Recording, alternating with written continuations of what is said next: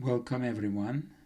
This is lecture number 7, the last lecture on an aesthetic. Next week we will start with the themes of ceramics and explore 7 different themes to make us understand better new development in contemporary ceramics. The material aesthetics, physicality and process is probably the most prevalent aesthetics at work in ceramics right now. Makers from all over the world are using the specific properties of ceramic material, of clay itself, of glazes, and the importance of process in the transformation of material to make work of great variety, and we will be looking at many examples of that. But the material aesthetics, of all the aesthetics we have looked at, and all the previous one we could find examples from all over the world throughout time and are used everywhere, and this is also true of the material aesthetics. It's a very global phenomenon right now, but its origins are in Japan. This is an aesthetic that's specific to Japan in historical time, and I'm showing you 2 examples of Iga ware here, where you can see how the object was made through the transformation of a material through extreme process that created distortions and cracks and all kinds of defects that were enhanced by the use of wood firing and the deposit of ashes and so on. So this approach to extreme materiality and extreme process first appeared in historical time in Japan at the initiation of the tea ceremony, in which those kinds of ware played a very important role. And those are very early raku pieces by Bernard Leach. Bernard Leach is a very important presence in 20th century ceramic, and its influence is still ongoing. He was the first to introduce raku to the Western world, to Europe, and then it made its way to America. And Paul Solner, the inventor of what is called American raku, the post-firing reduction, is also a very important maker who had a tremendous influence. So raku itself is a process that is quite extreme, and in itself, for that reason alone, it is very much a part of the material aesthetics. And in Canada, we have an example of the great raku master, Walter Dexter. So there are also modernist precursors, although the aesthetic itself finds its origin in Japan. Towards the 30s and 40s in Italy, makers like Leoncillo, Leonardi made sculptural work in ceramics where the physicality of the material, the extreme approach to making and process and handling of the material opened up a wide field of possibilities for the field. And one of his contemporary, Lucio Fontana, continued this approach to dematerialization and very physical handling and an excessive approach to making ceramic forms and ceramic experiences. And in the 1950s, Jackson Pollock also made some ceramics just about at the time when he was starting to become very serious as a painter. He was also exploring physicality and extreme process in some small ceramic pieces that he made. And then in Holland, the Cobra movement, initiated by Anger Jorn, also took ceramics into new directions, opened up possibilities for it within the field of fine arts and sculptural expression in ways that are quite exciting. And then in Japan itself, the Sodeisha group and a few of other groups of avant-garde artists also explored the sculptural potential of clay and of ceramic and of the process of transformation that it implies to make work that was at the time very shocking. It created a lot of controversy, but was in the end very influential, as we will see in the following presentation. So I will start my selection of works by looking at marbled and colored clays, because again, this is an approach to the materiality of clay by mixing different clays together and by processing them so that they mix and become swirls and so on, so that the process more or less creates the form, creates the quality of surface that we have here, where the form and the surface are basically one. They're not independent from one another, as is the case with many other approaches to making. And in Japan itself, and then in the United States and all over the world, as we will see, we have many artists using colored clays to create work of great power and potency. In the United Kingdom, Ewan Anderson, working with leftover clays, mixing stoneware, earthenware, porcelain, all kinds of scraps, and assembling them in a very intuitive, very improvisational way, made work that is, still a bit difficult for me, but exciting because of that excessive approach to making things using unusual ways. And in Holland, one of the great masters of colored clay is Babs Hanen. So you can see here how a very improvisational approach, where intuitively the work is sort of created through the making itself without planning very much. We still end up with a form that's a vessel. It has an opening on top. It makes references to containment and containers, but it's very much a completely new expression of what's possible with the material. In the United States, Margie Yuto made large wall plaques using, again, colored clays and an improvisational approach to collage and assembly and cutting and pasting forms together. And of course, the great master George Orr, working towards the end of the 19th and the very beginning of the 20th century, using colored clays, the swirling that happens in throwing the form, then deformations, and so on. And he was the most radical potter of his days, and to this day, probably still one of the most radical potter who ever lived. And he was deconstructing space, and he was doing that a few years before Cubism happened.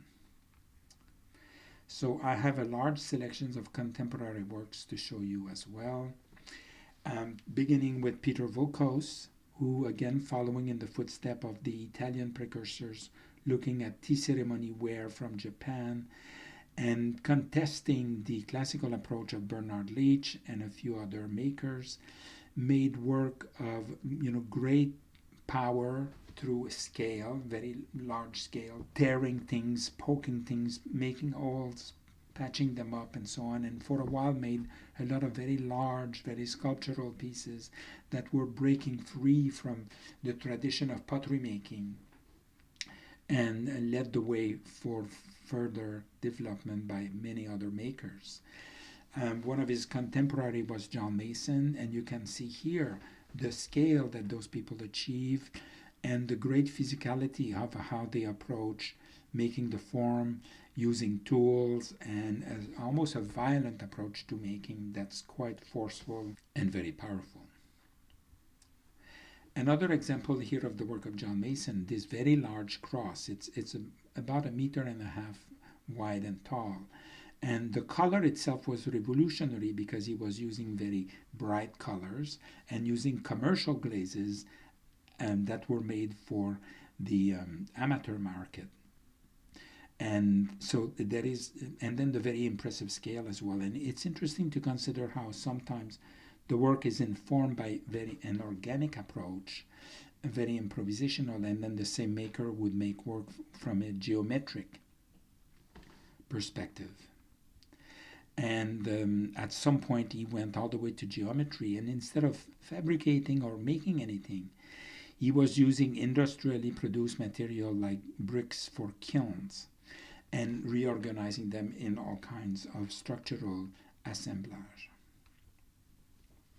And Stanley Rosen, working at the same time in the late 50s, early 60s, was a precursor of much current ceramic works. There is a lot of work being made right now, as we will see, that more or less looks to a large degree like the work of Stanley Rosen, who was working 60 years ago, 70 years ago almost. And two students of Peter Vokos, Manuel Neri and James Melchert, also continued that exploration in works of great exciting presence. I'm just showing you the work of a few makers whose name you should know because they were influential makers, influential teachers like Ken Ferguson, Robert Turner, who, with their own sense of form, their own sensibility, continued this approach to making. And at the center of the material aesthetic as well is wood-fired wares. And there are a lot of great makers of vessel in ceramics, in pottery forms, using the wood-fired process to create very exciting surfaces on their wares. And I wanted you again to be aware of the name of some of those people. You may want to research further. This is just a brief introduction of what's possible and what happens when, by firing things in a wood kiln and where the deposit of ashes create very excessive, extreme, and quite wonderful surfaces. And those are some of the main makers of that type of wood-fired stonewares worldwide that I wanted you to be aware of. So using all kinds of processes, all kinds of ways to firing the ware with different materials, all kinds of very wonderful, more or less improvisational, more or less accidental effects happen. And again, this approach to the accident, the intuitive effect, letting the process itself, the process of firing with wood, create the final visual quality of the ware, are all very much part of the material aesthetics. Now I have a brief sections on painterly surface and gesture. The dynamism of form with the energy of surface, which we see here in the wonderful work of Alison Britton, where there is tremendous dynamic tension between the form and the surface and the way it's constructed, and all how those things come together in a very fresh, very spontaneous, and quite intuitive fashion. Chris Staley, another very influential potter and teacher, the way the clay is handled, the way it's been cut and reassembled and then touched and modified in a very tactile way, which is enhanced by the quality of the glaze, are also characteristic, very much part of the material aesthetics. And we see great examples of that in the work of Susan Stevenson, where the form and the surface themselves, the form is a gesture, the surface is a gesture, and you don't quite know where one starts and the other begin. And in Canada, Steve Heinemann as well, with his very extreme sensibility and approach to excessive form, with very improvisational surface, where the process itself of firing or of the material drying and cracking create the final effect. So one thing that we find a lot in the material aesthetic is what I call accumulation and repetitive process. People repeating the same form again and again, like we see here in the work of Eugene von Brockenheim. He is a self-taught artist who used clay from his garden, firing the work in his kitchen oven and glazing it with nail polish. So the work is very extreme in many ways because of the material he used and how he transformed it. But the fact that he used a simple form that he repeats and assembles to create a unit combining all of those identical yet disparate elements is a characteristic of the accumulation process in the material aesthetics. And many makers, young makers and people working currently, use this approach to repetition and cumulative processes, just repeating a dot, a mark, the impression of a tool on simple form. This work again that we talked about briefly within the decorative aesthetics, just the repetition of this very simple circle all over a form, and how this creates this cumulative aspect is part of an extreme approach to making, an extreme approach to process, and to multiples and the presentation of the work in specific ways. And again, it's just to introduce you briefly to how current makers approach those problems and create work of great complexity made with very simple elements that are in themselves alone quite banal, quite ordinary, and not very interesting. But through repetition and through making and making and making more or less in an obsessive way, as we see in the work of many of those makers. Wonderful work is created in that way. And Caroline Chang, covering a kimono form in fabric with thousands of little butterfly, is part of this cumulative aesthetics. And an artist like Daniel Kruger simply sticking repeated form over a very classical sort of Asian inspired pottery shape, all of a sudden changes that object dramatically and makes you relate to it and question it in a very fresh and new way. So again, I wish I could speak on and on about many of those works. It's quite interesting to see how repetition, accumulation, and repetitive process is used in all kinds of ways by all those makers, using all kinds of presentation, display, installation strategies as well. This is an example here of a very simple object repeated a few hundred times and simply stuck into the wall to create wonderful arabesque patterns. And quite a few people as well, instead of making things, just appropriate things. Like this artist simply went to junk stores, bought a large quantities of objects, and then installed them within mirrors and plate glass to create a new experience for us. And this is yet another example of that, whereby strategically organizing them by shape and color over a very elaborate metal structure that he himself constructed for the display of those wares. Something quite extreme happened, and Charles Ledray throwing thousands of very tiny, very small pots on the wheel. Sometimes they're all white, sometimes they're all black, sometimes they're all colorful. But through their accumulation in such quantity and the extreme approach to making at such a tiny scale, all of this helps in creating that experience. And there are many examples of that happen in the very recent past all over the world.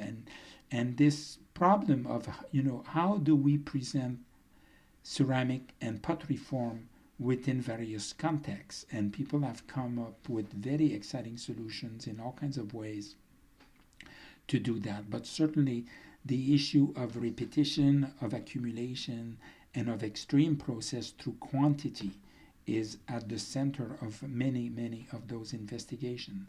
And whether the work is installed on the floor, whether it is in specific rooms that have already a lot of character and implied meaning, or just through, again, sheer numbers, the very same form repeated thousands of times in different colors and in different configurations. It is quite interesting to see how so many young artists working now are working within this system of creating very large scale installation by the repetition of quite small units that are, in relation to a site, in relation to specific spaces, who speak of culture, the references of porcelain and ink to a specific Chinese sensibility, and the transformation of things, how time and other material like water modify our relationship to a simple bowl. And this is a ceramic gallery in Japan where the whole floor is actually covered with ceramic forms.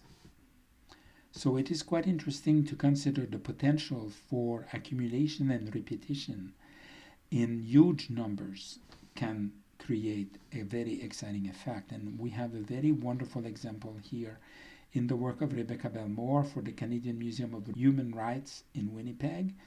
Using clay dug on the site of the museum, thousands of people made impressions of their own hand squeezing clay, which were then fired and assembled together to make this very large sort of flowing and falling and drippy clay sculptural installation.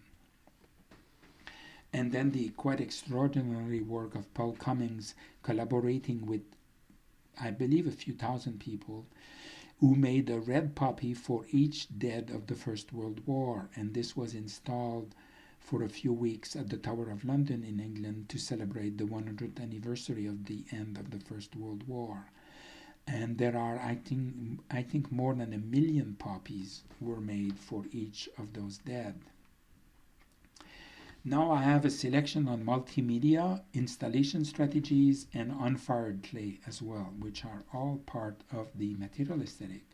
And here we have the work of Walter O'Connell, a piece on the left that's been fired and glazed, and a number of pieces on the right which have remained in plastic clay encased in plastic sheeting, where the process of slowly drying and releasing moisture, and that moisture accumulates on the plastic and is recycled within the confine of the closed environment. So people using found objects, industrial material, and creating performance pieces, throwing those bricks around and see what happens. Some of them will be caught, others will be broken. To speak again of this wonderful properties of ceramics, which is fragility and its connection to all kinds of psychological experience, like what happens if you walk over a floor and in that process break it. Or Claire Toomey making thousands of those birds, distributing them all over the V&A Museum in London so that visitors could actually take one, walk away with it, and distribute it further all over the world after their visit to the place. And many people use this tactile quality of clay and this wonderful sense of transformation that it implies. And then the object made in that case collaboratively with visitors as a performance piece and an installation piece are then preserved within a vacuumed plastic bags. And so many people are working with unfired clay right now. It's a very popular thing to do, and it's great because people can interact with it. They can make all kinds of things. Those things can then be accumulated and made into piles and so on. And what happens in the simple gesture of shaking and pressing somebody's hand holding a slab of clay so that it takes the impression of both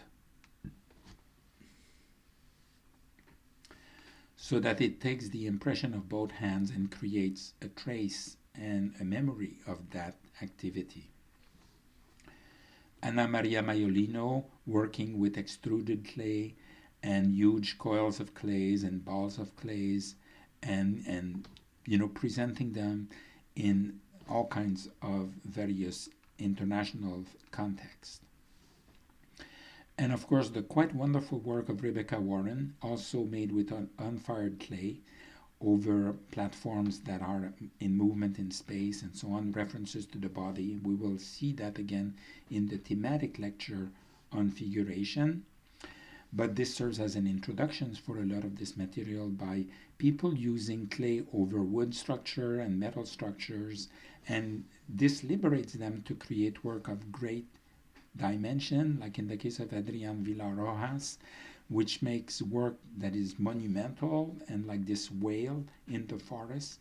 So this is made with clay, so there is a ceramic connection there, but often those objects are also containers. They make references to bodies, which are quite central to ceramic vocabulary of forms, and they can then be recycled and reused and made into other things so that there is a sustainable approach to this. And people are trying all kinds of very weird things that are quite interesting because of their weirdness and their extreme. This person throws pots on the head of a figure spinning on a wheel and makes a video of that activity and then presents the object fabricated in that process. And Arlene Sketchet is one of the makers making the more, I would say, difficult work right now. This is a phenomenon I call the scatological impulse in ceramic, and I have a bit of difficulty with it, but I still find it interesting that people are trying all kinds of things, and it's quite influential right now. And again, people using on the left unfired clay and on the right Vancouverite Damien Moppet, trying different strategies to incorporate ceramic materials, ceramic forms, within the context of sculptural display. And the wonderful work of Sadashi Inuzuka, where he makes hundreds and hundreds of improvised and intuitive form on the wheel, assembles them in exciting ways, and on the right, presenting them in a gallery completely filled with liquid slip that prevents you from accessing the work and penetrating the space. But over time, the slip will dry and crack, and again make you very much aware of the nature of ceramic material, the properties of clay, how it transforms itself through time alone, and further on when it gets fired, and so on. And we have an example of that here in Marek Cicciula, where he cut a clay shape into a clay pit, took the clay to his studio, transformed it into bricks, fired the bricks, and then returned those bricks to that site and inserted them back into the natural context. So people use ceramics in all kinds of exciting and excessive and extreme ways, and Neil Forrest is certainly one of them, making work combining thousands of small elements joined with rubber, plastic, and metal parts. And Linda Sormin as well, working with the accumulation of refuse, of found objects, of things she makes herself, things that incorporate ceramic and other material that are sometimes fired, sometimes not.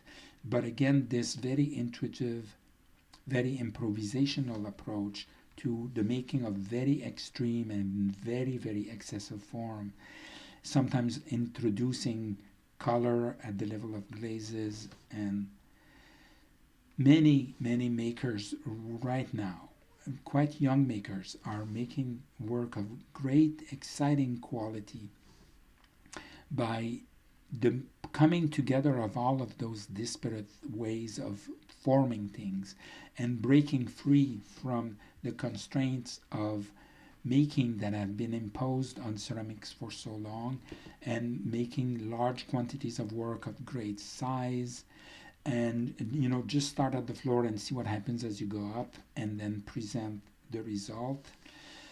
People using extreme processes as well, where the process of making the work is in some ways more important and exciting than the result of the process itself. And Nina Hall builds work on site and makes impermanent kilns in which she then fires the work.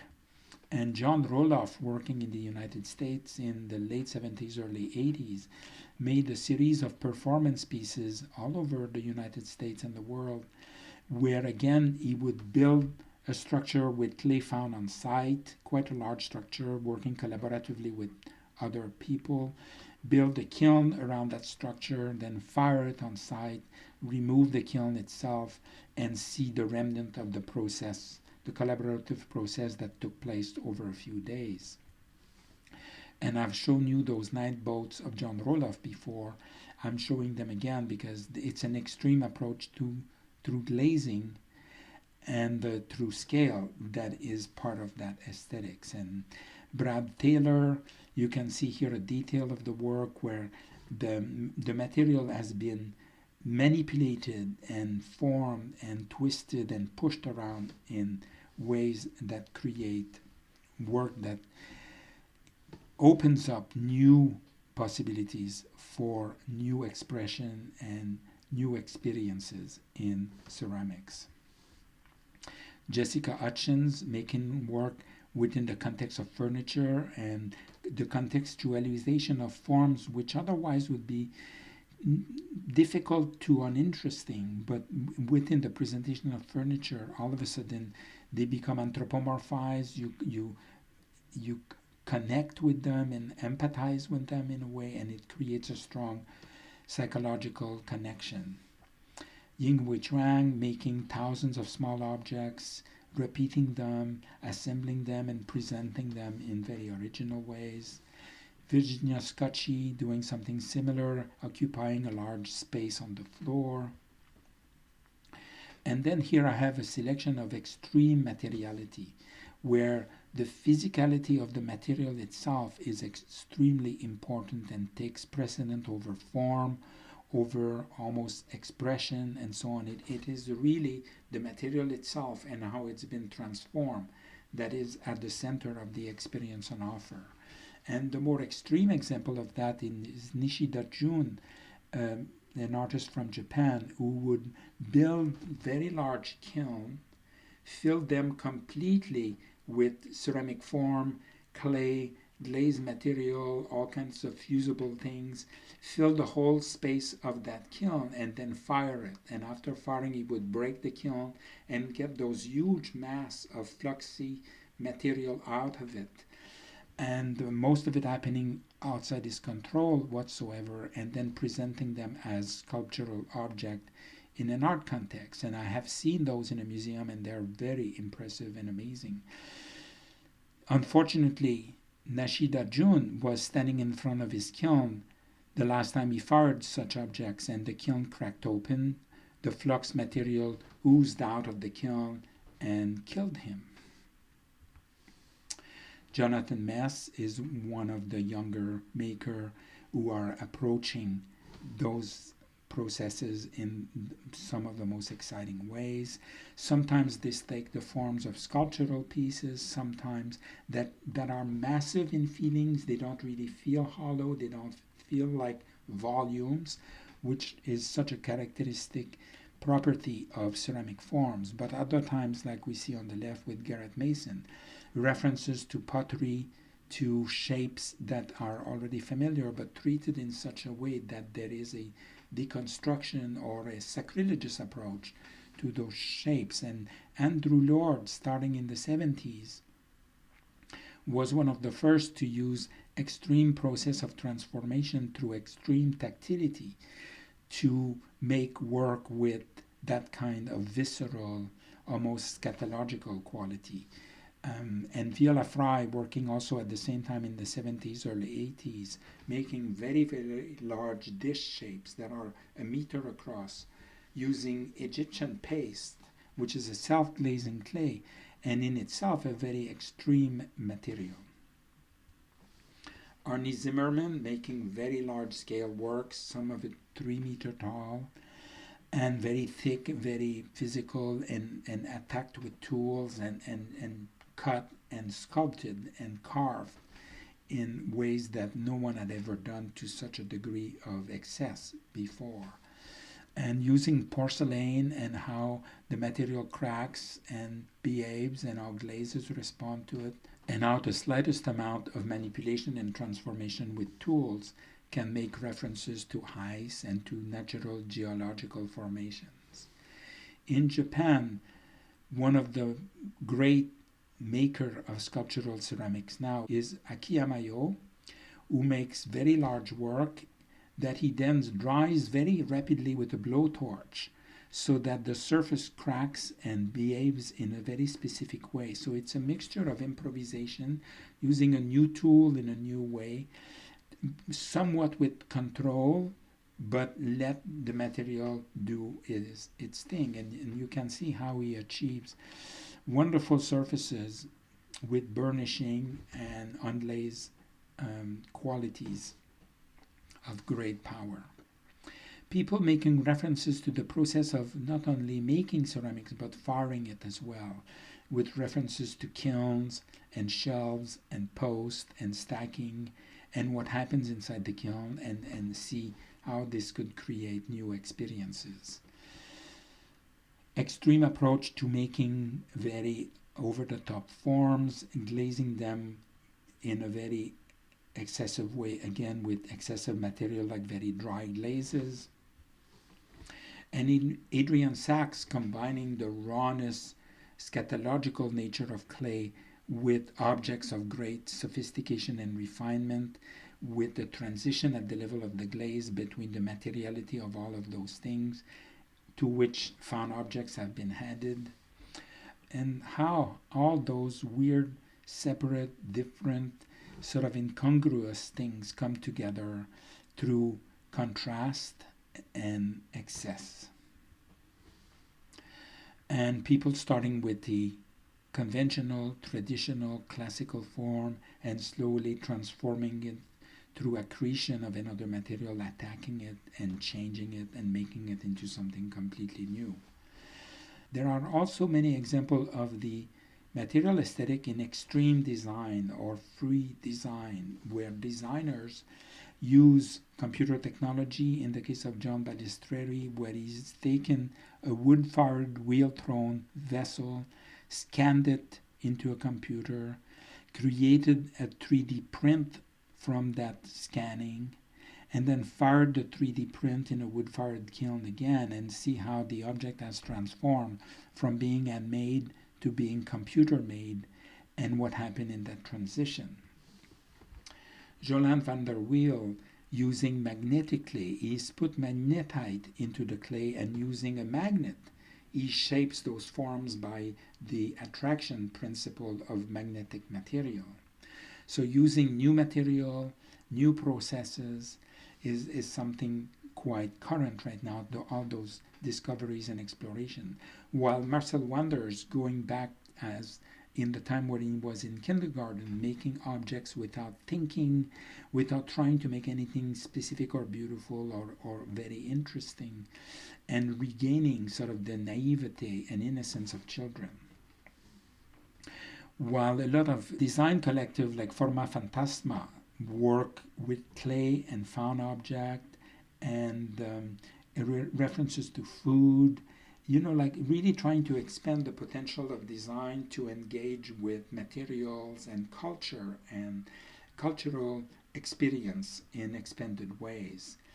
Atelier NL from the Netherlands, they go to various sites all over Holland and they collect clay in various places, and from that clay they make functional ware where the quality of that material, depending on the location from where it comes, gives the quality to the dishes they make.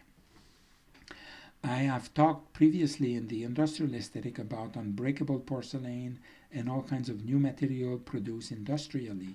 And those materials can give you the possibility to make work within the material aesthetic as well. And I've shown you this example before. And now I have a few more examples of things made with Keraflex, which is a ceramic material that is plastic and malleable when it's bought from the manufacturer.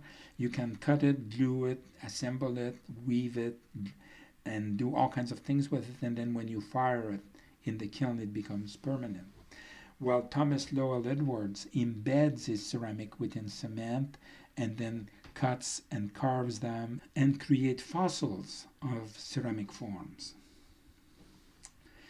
People use new ways of casting things as well. We know casting from plaster molds in ceramics, but you can make a mold out of all kinds of porous material like leather and sponge and paper and textiles of all kinds, and then fill them with slip, empty the excess, and create new shapes this way.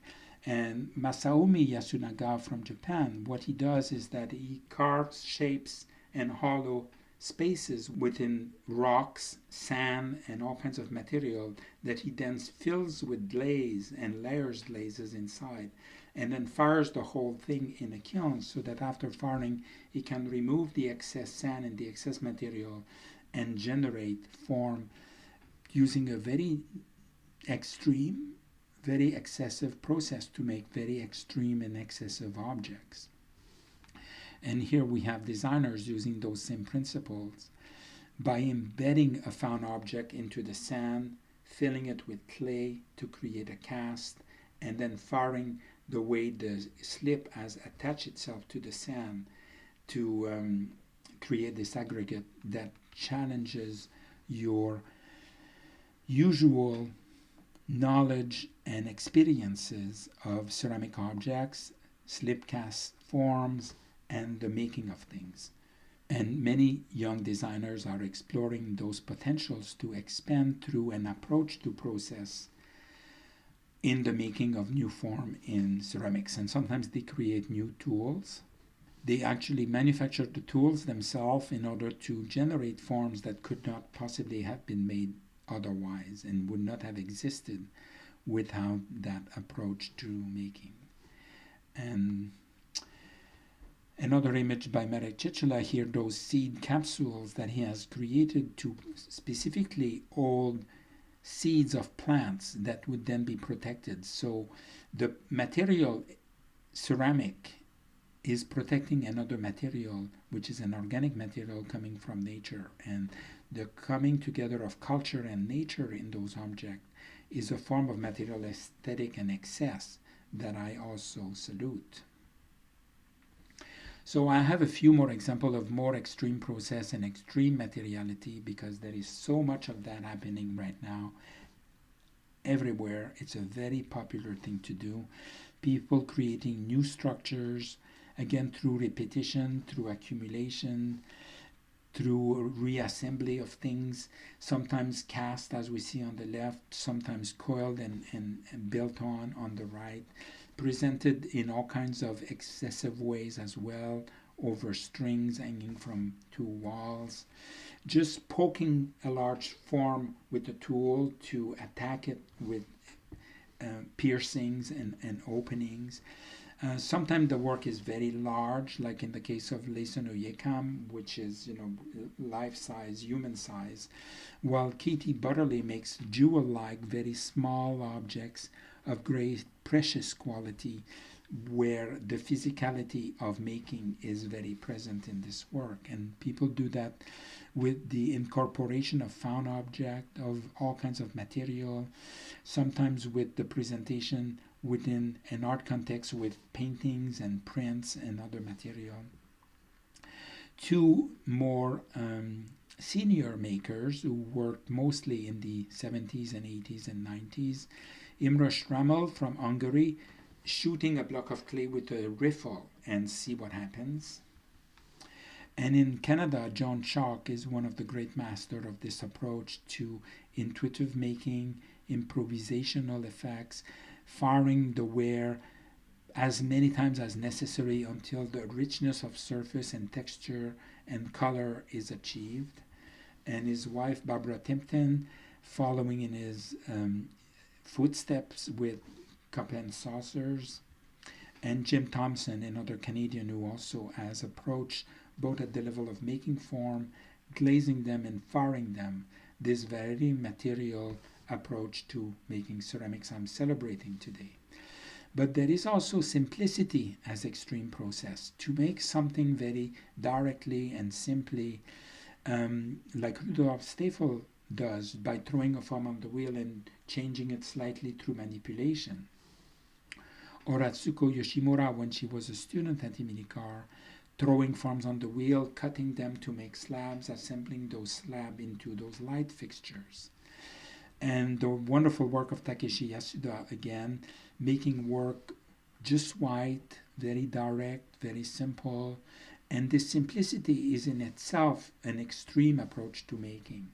And this is one of the most extreme things that Takeshi Yasuda ever did, where he would throw porcelain so thin that it would eventually collapse. And then he would flip the bat upside down and shake his collapsed vessel until it reconstructed itself in a more or less credible form, that he would then dry while upside down and eventually fire in a kiln and glaze. And he created a form of tremendous originality using a process that had never been used to that extreme before. I've shown you the work of Taizo Kurada before. This is another example of extreme simplicity. The same with the work of Edmund de Waal or Julian Stair.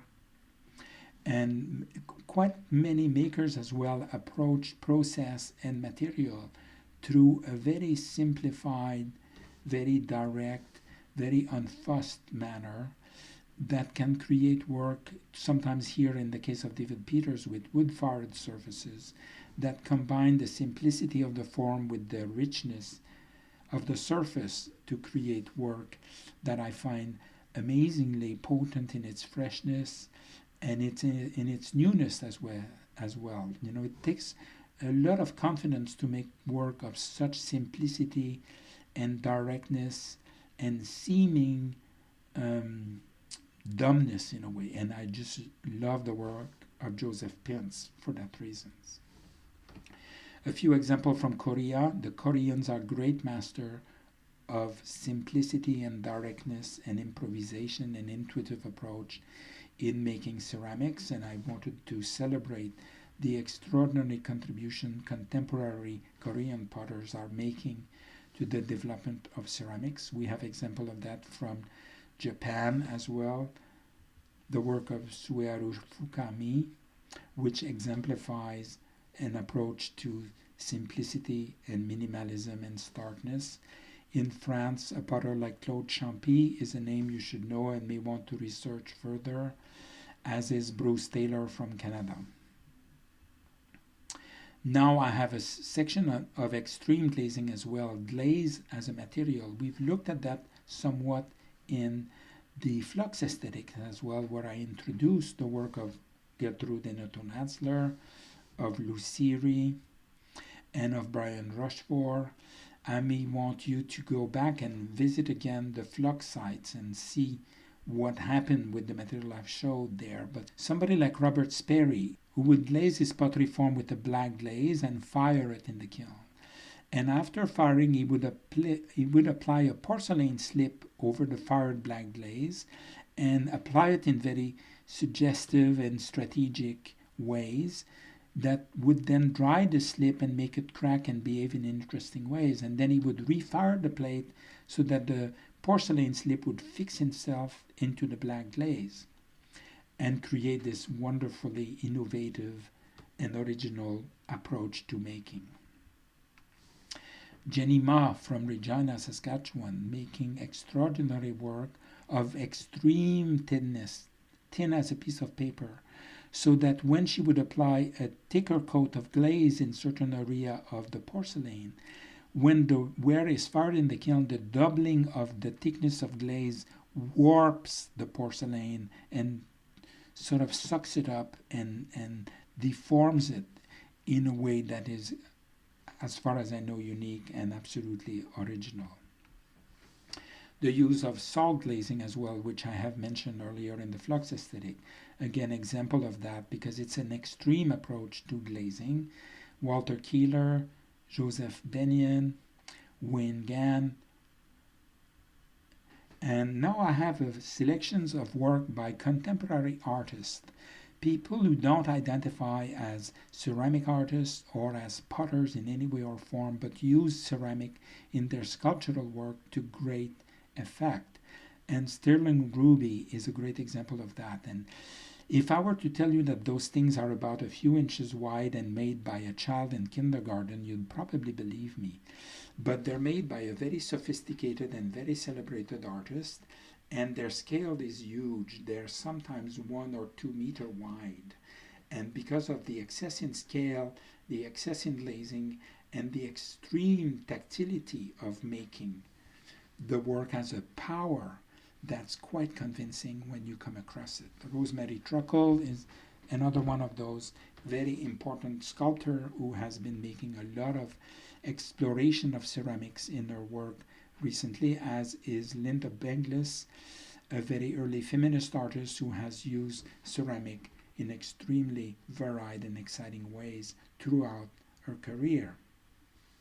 From the United Kingdom, Richard Deakin, also a very celebrated sculptor in all kinds of material, has worked with glazed ceramic in very fresh and very, unusual way. The sensibility of somebody coming to ceramic material, ceramic glazes, ceramic processes of building and applying colors and firing them and what happens in the kiln creates a new freshness to this type of work that I really appreciate to consider. Here, Anish Kapoor, not working specifically in ceramics, those are not ceramic made with ceramics in any way or form, but they're referencing vessels, containers, and materials and making. And Anish Kapoor has made some ceramics, but those objects are made with other material. And the wonderful work of Anthony Gormley, again, a sculptor using repetition, accumulative process, a very tactile approach to making, that is quite exemplary. So a few more, still more extreme process, the work of Mark Luthold, carving porcelain disc with a kitchen knife. Ken Price applying layers and layers and layers of car paints and enamel paints and then sanding them down to reveal the textures and the layer of colors he has applied. Ron Nagel, which is an example of extreme smallness. The work is the size of a cup. And this approach through extreme by small size and small scale. And size and scale are not exactly the same thing, they're quite different. And here we have a wonderful scale at a very small size. Marianne Essen from Australia. Again, just to make you aware of the work of some makers who have done work over decades, making work of great sensibility and great variety that you should be aware of and may want to investigate further. And I will complete this talk with a brief series on conceptual ceramics, which is basically, to a large degree, the antithesis of the material aesthetic in ceramics. An example by Pablo Picasso here, where a picture form is cut within the body with the shape of a vessel, or a handle that draws the head of a figure in space. And the wonderful work of one of my very early teacher, Leopold L. Fulham, with the deconstruction of a conceptual cup on the left and a conceptual teapot on the right. And those work of great minimalism that recontextualize ceramics within ceramics by contesting practicality, focusing solely on silhouette and profile, and how a form can be stylized to such a degree that it becomes almost dematerialized and become an idea. And you can see here on this conceptual teapot where a slab of clay has been cut out in the shape of a teapot, so that there is no teapot there is just a void for it. And this approach to emptiness and absence that I have discussed earlier as well is emblematic of certain spiritual practice in Indian religion. And an example of that here in the wonderful work of Greg Pace. Again, working with extreme process, extreme making at the level of scale, and the control of the throwing to create those very complex forms that define the figure of a body absent as a void. And yet another example of the work of Greg Pace here, exploring those ideas further with the incorporation of historical objects coming from various cultures. Jeremy Brooke, making a cast of the interior space of a found object. So there has been quite a few approach to a conceptual way of rethinking what is ceramic, how is it made, why is it made this way, what happens when it is in relationship with different material, different processes, and so on. And artists like Philip Bard have explored them in many, many ways for many years. Tom Dean is another of those fine artists who have made ceramic incorporated within the display strategies of large installation work. And the very last image for today, Wang Renzen, who vacuumed Beijing hair and then compressed what he found in his vacuum cleaner into a brick. So I look forward to the team, which will start next week, and have a good week.